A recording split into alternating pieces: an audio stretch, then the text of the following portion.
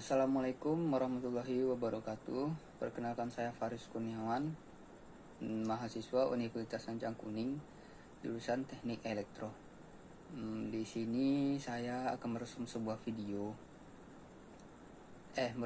buku yang bertemakan kebijakan energi di perusahaan. Tempat saya merekam ini di rumah saya sendiri di Kubang, tepatnya di perumahan Gria Setianusa 3. Adapun alat yang saya gunakan untuk merekam adalah sebuah handphone Xiaomi.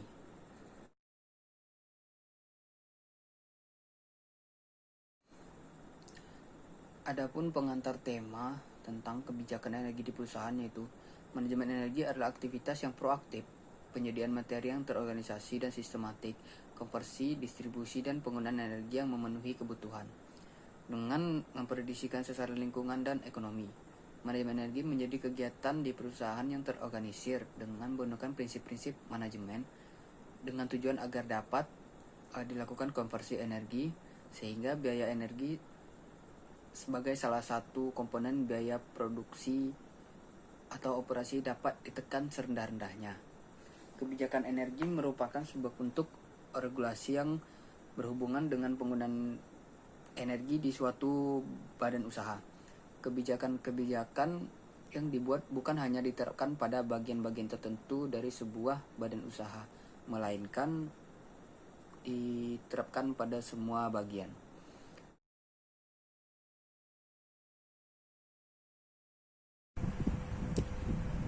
Berikut isi dari tema kebijakan energi di perusahaan. Sebuah kebijakan manajemen energi memfokuskan setiap orang dalam organisasi menuju suatu tujuan dan bertindak sebagai katalis dalam aktivitas-aktivitas yang diperlukan dengan menformalkan proses manajemen energi. Hal itu memperbesar peluang untuk mencapai keberhasilan. Kebijakan energi memiliki dua bagian, yaitu yang pertama, penyataan kebijakan atau policy statement yang mengekspresikan tujuan umum organisasi dalam manajemen energi. Yang kedua, strategi, di mana organisasi merumuskan bagaimana kebijakan tersebut akan diimplementasikan. Adapun alasan-alasan utama mengapa harus memiliki kebijakan secara sistematik. Yang pertama, untuk memberi kerangka berpikir tunggal mengenai tujuan manajemen energi. Yang kedua, untuk mengarahkan program manajemen energi secara sistematik. Yang ketiga, untuk mendemonstrasikan komitmen organisasi terhadap manajemen energi. Yang keempat, untuk bertindak sebagai katalis dalam perubahan perilaku anggota organisasi. Yang kelima, untuk memastikan adanya sumber daya yang cukup yang dialokasikan untuk manajemen energi. Yang keenam, untuk membangun kepedulian energi dalam sebuah organisasi.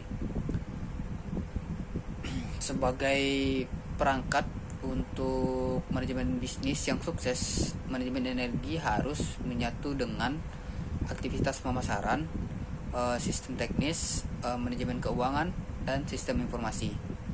Pernyataan kebijakan dan strategi manajemen energi memberi rambu-rambu dan batu loncatan di sepanjang lintasan aktivitas perusahaan yang sedang berjalan.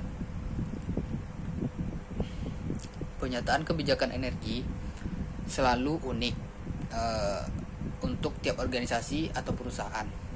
Pernyataan kebijakan mengekspresikan perhatian dan tujuan organisasi. Ia merupakan pernyataan publik yang dapat muncul dalam laporan tahunan atau literatur perusahaan yang lain, tanpa harus menyebut secara terlalu detail. Pernyataan tersebut harus mengandung tujuan spesifik yang terukur. Pernyataan yang samar atau tidak jelas, tidak terlalu umum, tidak akan memberikan inspirasi yang efektif bagi organisasi untuk bertindak. Adapun pernyataan kebijakan energi harus memasukkan deklarasi komitmen, tujuan menyeluruh, rasional atau alasan, organisasi, target waktu, dan lingkungan. Program efisiensi energi adalah sebuah efektif dari segi biaya untuk menghemat biaya dan memperbaiki kinerja perusahaan. Adapun contoh penyataan kebijakan energi di bawah ini, contoh kebijakan energi yang dapat digunakan sebagai bahan pelajaran atau perbandingan. Deklarasi komitmen sebagai bagian strategi lingkungan. Kami berkomitmen untuk bertanggung jawab terhadap manajemen energi dan akan menerapkan efisiensi energi di seluruh posisi, area kerja, dan peralatan, dimanapun biaya dapat dihemat. Kebijakan kami adalah mengontrol konsumsi energi untuk menghindari pengeluaran yang tidak perlu, memperbaiki keefektifan biaya, produktivitas, dan kinerja, melindungi lingkungan, memperpanjang masa penggunaan bahan bakar fosil. Adapun tujuan jangka panjang kami adalah memberi bahan bakar dengan harga yang paling ekonomis untuk menggunakan bahan bakar seefisien mungkin, mengurangi jumlah polusi terutama emisi CO2 yang disebabkan oleh konsumsi energi, mengurangi di mana saja yang memungkinkan ketergantungan terhadap bahan bakar fosil dengan menggunakan energi lingkungan dan energi terbarukan. Adapun sasaran menengah mampu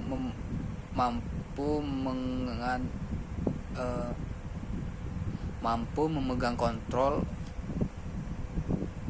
atas konsumsi energi dengan mereview dan memperbaiki pembelian, pengoperasian, motivasi, dan pelatihan praktis, merujuk manajer energi untuk melapor pada pimpinan eksekutif, berinvestasi dalam bentuk program penghematan energi yang diukur, merancang sistem pelaporan yang memberikan informasi yang bermanfaat dan periodik kepada pengambil keputusan dan staf lainnya. Itu tadi adalah contoh sebuah kebijakan energi. Adapun strategi manajemen energi. Strategi manajemen energi memberi garis besar cara organisasi merealisasikan kebijakan energi dalam tindakan nyata.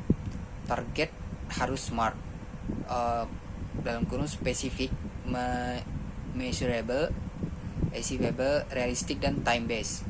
Strategi harus ditinjau secara periodik sejalan dengan implementasi manajemen energi untuk mengakomodasi perubahan tujuan organisasi dan perusahaan, perencanaan bisnis perusahaan, karena strategi harus menyatu dengan proses perencanaan bisnis komersial dan tidak diperuntukkan bagi konsumsi publik. Adapun strategi yang harus dipertimbangkan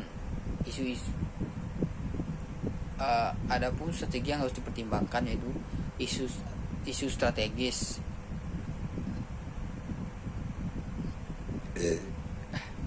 Adapun strategi yang harus dipertimbangkan yaitu pertama, isu strategis jangka pendek dan bagaimana mencapainya, hubungan dengan rencana bisnis perusahaan, kelangsungan atau kesediaan sumber energi di masa mendatang. Yang kedua, implementasi, tujuan dan sumber anggaran, kriteria investasi dan siklus pembayaran, sumber pendanaan. Yang ketiga, manajemen, manajer energi, peran dan aturannya, komite energi.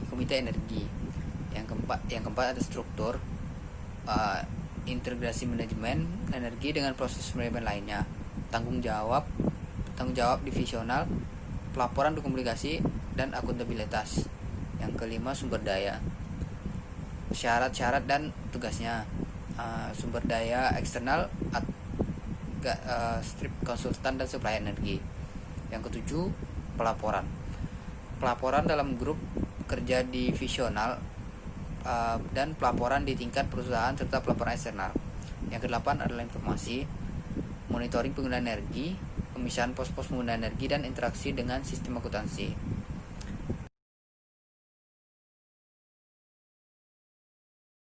Adapun saran dan manfaat dari tema kebijakan energi di perusahaan ini adalah